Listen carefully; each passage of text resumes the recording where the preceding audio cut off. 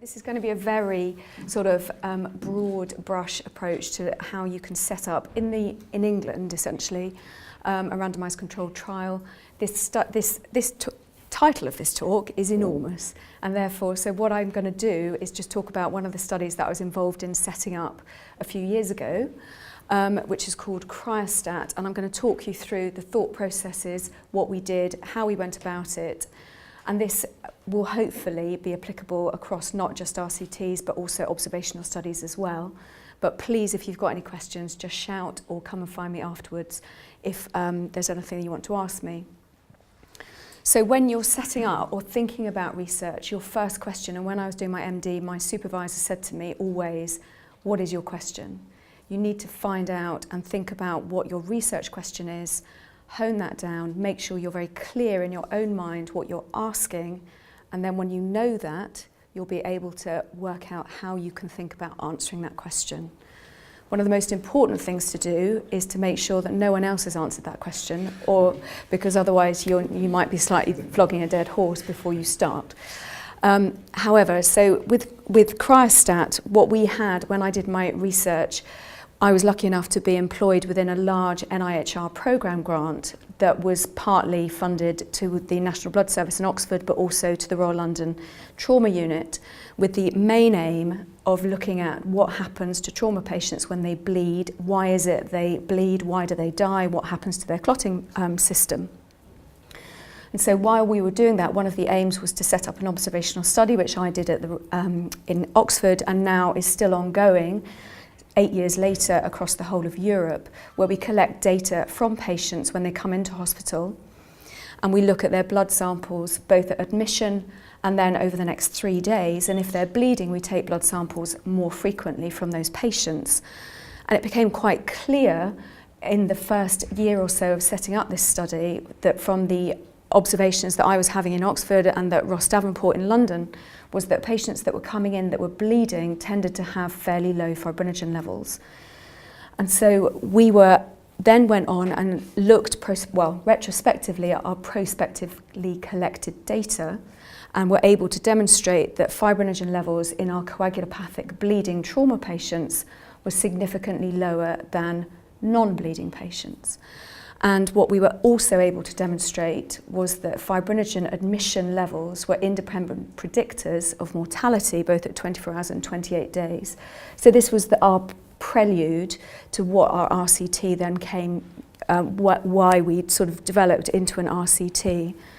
And so you may be at a preliminary stage where you need to collect some observational data, so you may be thinking about collecting this. And my advice to you would be, make sure you do it in a robust fashion, that you have preliminary questions that you're going to be asking and that you're collecting the correct data to be able to answer your question. So we had that information. It wasn't a causal effect that we found, but it was hypothesis generating. And the hypothesis was, you've got patients, they come in, they're bleeding, their fibrinogen levels are low. Does that mean that if we then give those patients fibrinogen replacement in some form, are they going to do better? Are they going to live longer? Are they going to bleed less? So my real question, or our real question, was, does early fibrinogen replacement in trauma patients improve outcome, in particular reduce mortality? However, when we first went to HTA with this, they said, yeah, you're not having any money.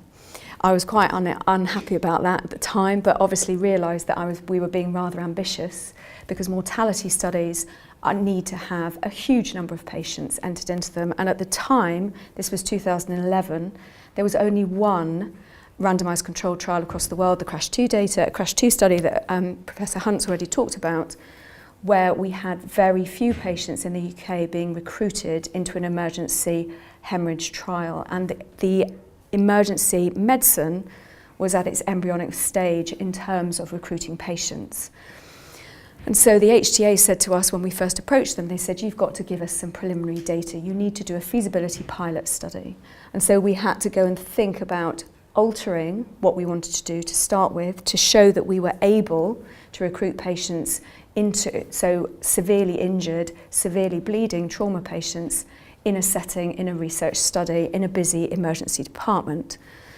So we shifted our focus from an interventional, efficacy study to a feasibility study to say, can we actually recruit trauma patients who are bleeding out, where we've got a trauma team of 20 people around that include nurses, doctors, anaesthetists, porters. Are we able to liaise with all of that, with a research team, with blood bank, with the porters who are going to bring us some cryoprecipitate that needs defrosting? Can we do all of that and still deliver our cryoprecipitate within 90 minutes? Because we all know that cryoprecipitate takes at least 17 minutes to defrost, so we're already ticking into the time that we're wanting to deliver it quickly. So you often need to have preliminary data before you go and actually answer the real question that you want to have answered. So you need to get your trial design right. And we unfortunately went around it slightly the wrong way and approached the HTA and said, we have some money. They said, no, stuff off, come back with a better study and some preliminary data. But at the bottom of here is the website that you need. There is a research design service team that is across the whole of England that is found in large research centres, and they will provide you with an enormous amount of advice about the type of study that you need to do. They will give you advice about statistical input. They will give you advice about health economics and who to approach as well. So that's one of my top tips for the day. So we've talked about the discrepancy. So the next thing that you need to do, and my next slides obviously come sequentially, but a lot of this needs to be done at the same time. But you will need to be thinking about writing a protocol. My advice on this is ask somebody who's done it before, get their protocol. You will have all seen protocols from randomised controlled trials or observational studies. Pick one that's fairly similar to the type of study you want to do and look and see what they've done. Look and see how they've written it and adjust it accordingly. At the bottom as well, I've put in a web page called theconsortstatement.org. And when you actually come to writing up your research, your randomised controlled trial, if you publish it in a decent journal, they will ask you to provide information about 25 different things that you have to have done within your randomised controlled trial to show that it is a good study. Make sure that you've checked all of those so that in your protocol you are actually covering all of those topics so that you know that you are going to provide a decent result at the end of it.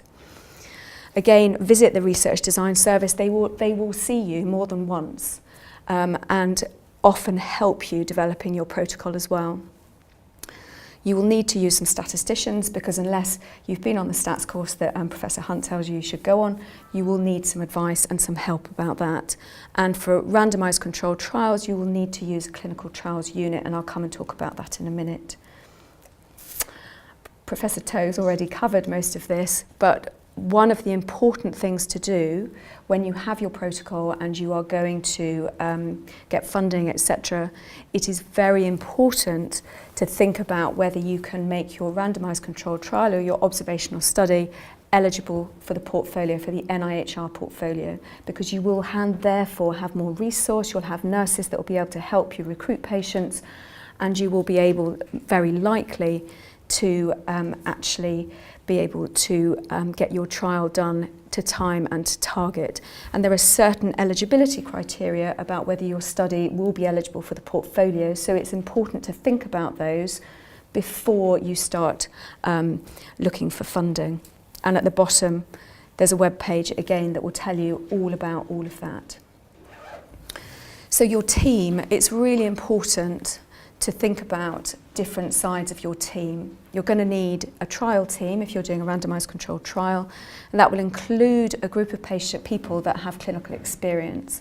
So for our randomised controlled trial, we were looking at adult trauma patients. We were looking at the haemostasis around what was happening, so we needed haemostasis doctors. We were looking at transfusion, so we needed to have transfusion doctors, but we also needed emergency medicine doctors and trauma doctors. So we needed all of those people. So don't be afraid to go out and ask for different groups of people, because they will give you different opinions and different areas of expertise. Your clinical trial unit, in the UK there are 57 registered clinical trials units, and they often have very different areas of expertise. So cryostat, and hopefully cryostat 2, is actually being run by the National Blood Service Clinical Trials Unit because they have experience in transfusion studies. But there are many different clinical trials units, and you may want to approach one that has expertise in the area that you have, because they will often have statisticians who know what they're dealing with regards to transfusion, or health economists as well, who often you'll find have quite sort of niche specialties. They know a lot about a certain topic, but not very much about health economics, about a different topic. So you may need to shop around a little bit. Clinical trials units will be very used to people approaching them and asking for their advice, and they would very happily meet you and talk to you about your proposed idea. And they will often give you advice about whether they are the right clinical trials unit as well. You will need, in time, when your trial is beginning to be set up, a data monitoring committee, trial management group and trial steering committee. That's what all of those acronyms at the bottom are.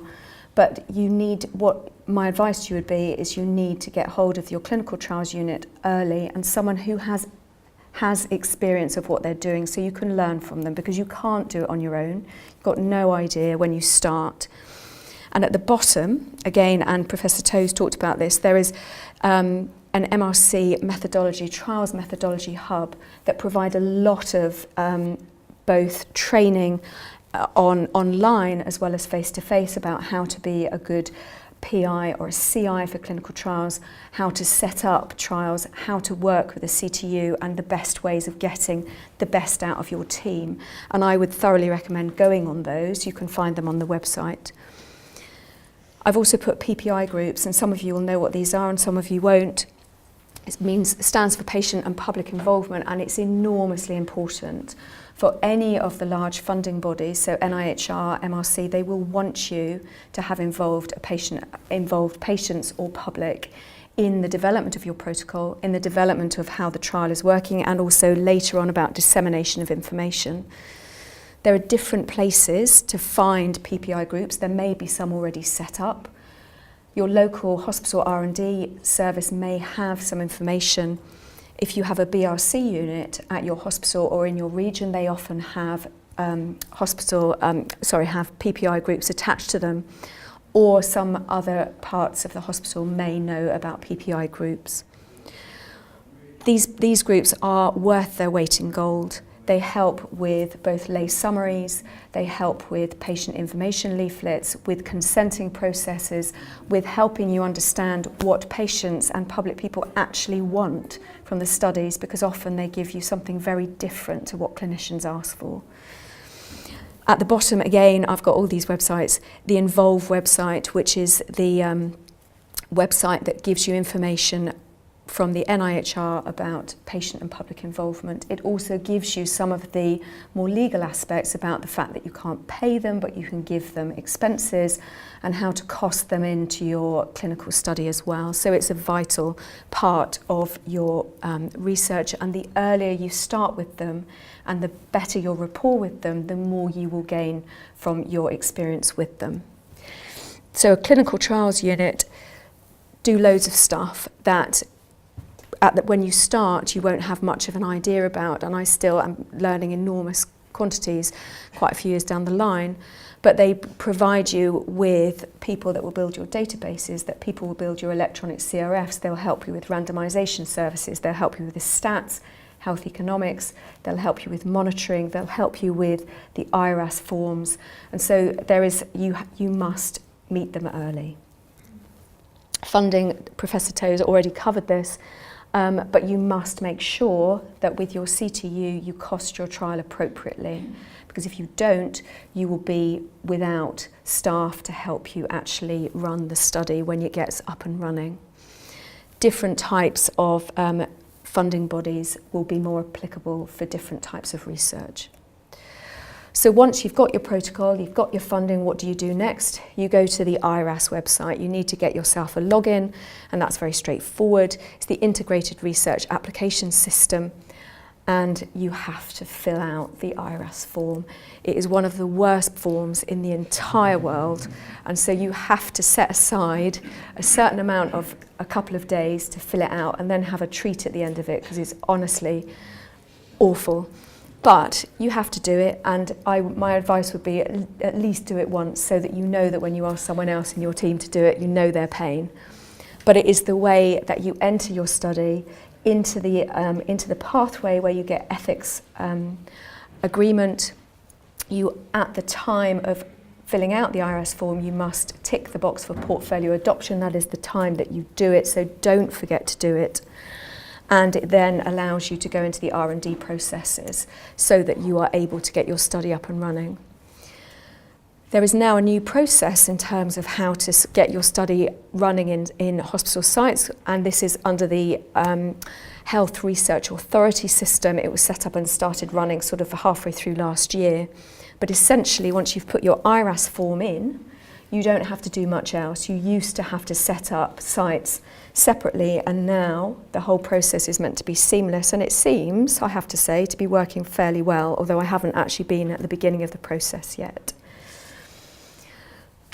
So you may, if you are running an RCT and you want to do a multi-centre RCT, you will want to choose some sites.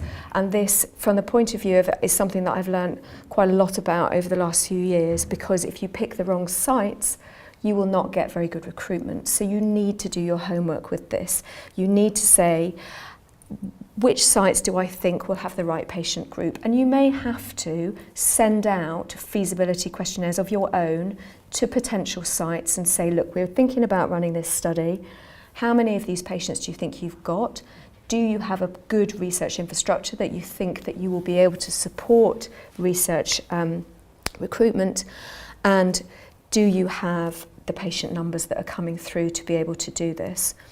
The IRAS system will actually also do a feasibility site questionnaire for you, but you will probably, my advice would be that you will want to pick your sites before you go through that process.